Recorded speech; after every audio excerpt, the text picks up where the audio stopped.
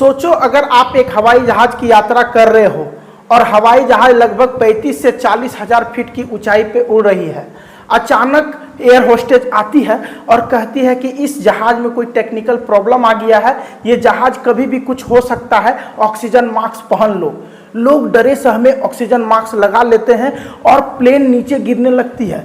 गिरते गिरते गिरते गिरते लगभग 20,000 फीट तक वो गिरते रहती है 10 मिनट लगातार। लोगों का हालत खराब रहता है। लोग भगवान को याद करते हैं और भगवान से एक ही प्रार्थना करते हैं, भगवान हमें इस बार बचा लीजिए। सोचो ये घटना अगर आपके साथ हो, ये कोई काल्पनिक कहानी नहीं है बल्कि एक सच्ची घटना है। दरअसल 30 जून 2025 को चीन के शंघाई से जापान के टोक्यो के लिए एक बोइंग कंपनी की प्लेन जाती है और अचानक यह घटना हो जाती है, जिस प्लेन में क्रू मेंबर और पायलट सहित 200 लोग रहते हैं और 200 लोगों का जान भगवान की कृपा से बच जाता है। लेकिन बोइंग कंपनी की एरोप्लेन में शायद अब कोई यात्रा नहीं करना चाहेगा।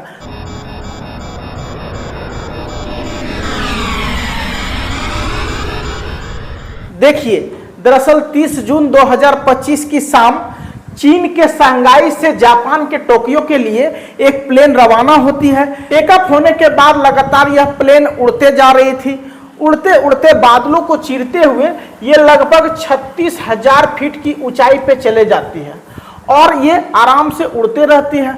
अचानक एयर होस्टेज आती है और सूचना देती है कि इस प्लेन में कुछ टेक्निकल गड़बड़ी आ गई है, जिससे कि आप लोग ऑक्सीजन मास्क पहन ले। और ऑक्सीजन मास्क खुल जाता है।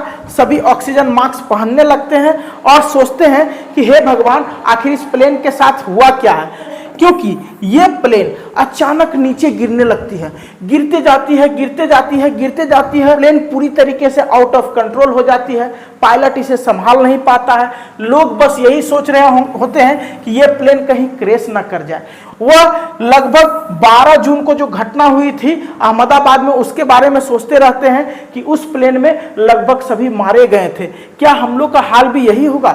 लोग काफी डरे रहते हैं, सहमे रहते हैं। हम कुछ दृश्य आपको दिखाते हैं। देखिए किस प्रकार से ये प्लेन धीरे धीरे नीचे आ रही है, नीचे आ रही है, आती रहती, आती रहती, आती रहती।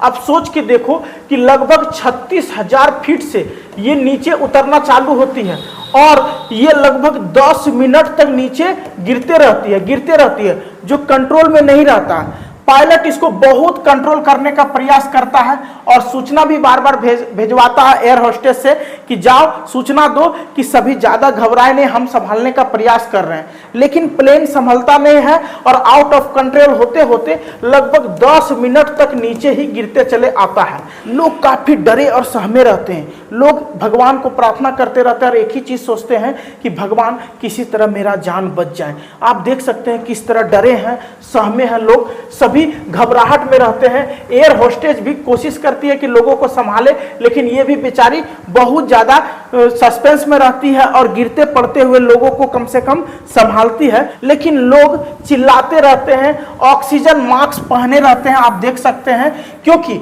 लोग एक ही चीज सोच रहे थे, अहमदाबाद की तरह यहां भी ऐसा कुछ ना हो जाए। बोइंग के इस विमान में 191 यात्री थे और साथ ही चालक दल के साथ 10 और लोग थे, जो टोटल मिला के आप 200 बोल सकते हैं। करीब 200 के आसपास यहाँ लोग थे। अधिकांश यात्री चीन से थे जो जापान के टोक्यो जा रहे थे और उसी समय यह घटना होती है। जैसे ही कोई प्लेन में अचानक कोई घटना होता है तो ऑक्सीजन मास्क खुल जाता है, जैसे आप देख सकते हैं, और उसको लोग पहनने लगते हैं। उसी तरह इस प्लेन में सभी ऑक्सीजन मास्क जल्दी जल्दी लगाने लगे और भगवान को याद करने लगे। और पता है, जब यह प्लेन गिर रही थी उस 10 मिनट के अंदर भयावह स्थिति था। आप देख सकते हैं कि लोग किस तरह से डरे हुए, सहमे हुए, दोनों साइड से पकड़ लिए थे कस के अपने सीट को और अपने परिवारजन को कस के जकड़े हुए थे। ठीक है, कोई पैन कार्ड नंबर अपने घर में भेज रहा था जो मैसेज कर पा रहा था। सब तो ऐसा नहीं कर सकता उस सिचुएशन में, लेकिन कोई हिम्मत करके अपने पेन नंबर, घर को सीक्रेट जो पेन नंबर था उसको भेज रहा था। साथ ही बोल रहा था ये हमारा आखिरी समय है और अपने आखिरी वसीयत को घर वालों को बता देंगे। जो मैसेज कर पा रहा था हड़बड़ाहट में करता जा रहा था। ठीक है, और शायद वो लोग सोच लिया था कि ये हमारे जीवन का गुड बाय बोलने का समय आ गया, अलविदा बोलने का टाइम आ गया। स्थिति बहुत भयावह थी। प्लेन अचानक गिरते जा रही थी 10 मिनट तक लगभग यह हमने जैसा कि बताया 26,000 फीट गिरता रहा, 26,000 फीट। और उसके बाद लगभग जब 10,500 फीट बचा तो किसी तरह पायलट संभाले इसको। तो पायलट को धन्यवाद देना चाहूंगा कि उन्होंने इस प्लेन को संभाला और इमरजेंसी लैंडिंग करवाया। कुछ लोग 1-2 दिन तक लगातार यही सोचते रहते हैं कि शायद ये हम सपना देख रहे हैं, हम बचे हैं, नहीं, हम शायद खत्म हो जाएंगे, ऐसा सपना देखते रहते हैं। बहुत भयावह मंजर रहता है। और बोइंग कंपनी की यह जो प्लेन है वो ऑपरेट होता है जापान एयरलाइंस और सहयोगी कंपनी स्प्रिंग जापान के द्वारा। यह बोइंग कंपनी में पिछले कुछ सालों से काफी गड़बड़ी आ रही है और अहमदाबाद प्लेन क्रैश में भी यही कंपनी की प्लेन थी। तो अब इस कंपनी की प्लेन में बैठने से लोग डरेंगे और लोग शायद यही कहेंगे अब हम बोइंग कंपनी की प्लेन में नहीं बैठेंगे।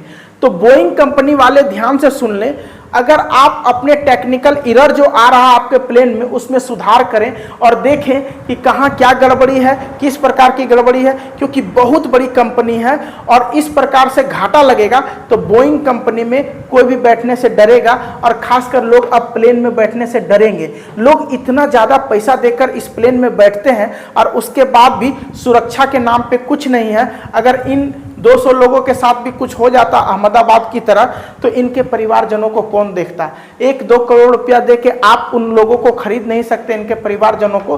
तो मैं यही कहूंगा कि बोइंग कंपनी जल्द से जल्द सुधार करे, अन्यथा हम लोग तो यही कहेंगे Boeing sorry I am not going, क्योंकि हम अपने जान से रिस्क नहीं ले सकते हैं। इसलिए अगर बोइंग कंपनी पूरी तरीके से अपने प्लेन में सुधार करती है तो यात्री उसमें बैठेंगे, अन्यथा बोइंग कंपनी अपने नुकसान के लिए तैयार रहे।